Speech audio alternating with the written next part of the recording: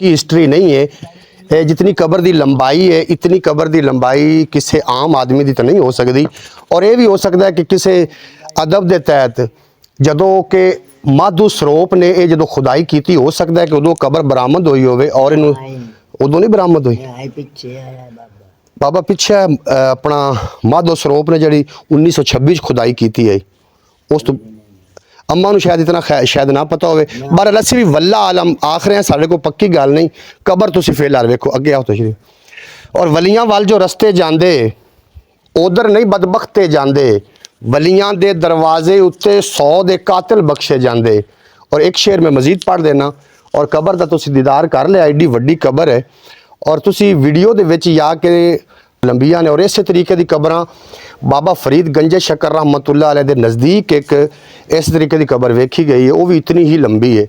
उन्होंने आखते ने बाबा मक्की शाह सरकार, वो जनाब वो कबर भी इतनी, उनकी लंबाई भी इतनी है जितनी तुसी एदी लंबाई वेख रहे हो। अगे कैमरा मैन अगर थोड़ा जा अगे तशरीफ लैके आउंदे ने तो थानू पता चल जाएगा कि कितनी लंबी तुसी वेख। हम कच्चे बर्तनों की तारीख का मैनू नहीं पता भी ये क्यों रखे गए, नहीं तो होने देने खैर। जी जी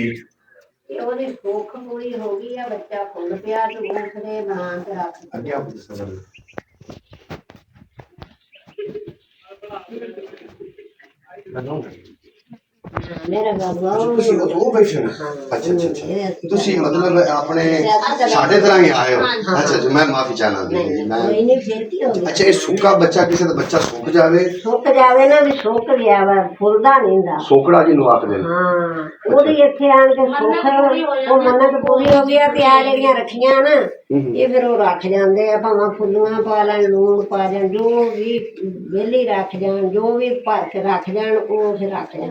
अच्छा अच्छा अच्छा अच्छा अच्छा अच्छा लो जी नाज़रीन पता चल गया जी जी ए ने ए जेडी तुसी देख रहे हो ए बीबी जी फरमा रही ने मेरे को एक मिस्टेक भी हो गई कि मैं उन्होंने मुजाहरा समझ के ना तो वास्ते मैं माजरत खां बीबी का ये ना ये जो रखते हैं जो बच्चे सोकड़ा हो जाता है जिन्होंने सदे उम्र सुबयान की एक मरज है, बच्चा सोक के कांटा हो जाना बार बार 10 दाने और बुखार ना उतरना, वो वास्ते लोग इतने आके सुख ना सुख लेने जिन्होंने मन्नत भी आखते हैं पंजाबी में, जिन्हों की फिर मन्नत पूरी हो जाए वो फिर यो जे दाणिया के भर के या इस तरीके का चढ़ावा चढ़ा के जाते हैं। ये जी है ये तरीक है वल्ला आलम अल्लाह बेहतर जानता।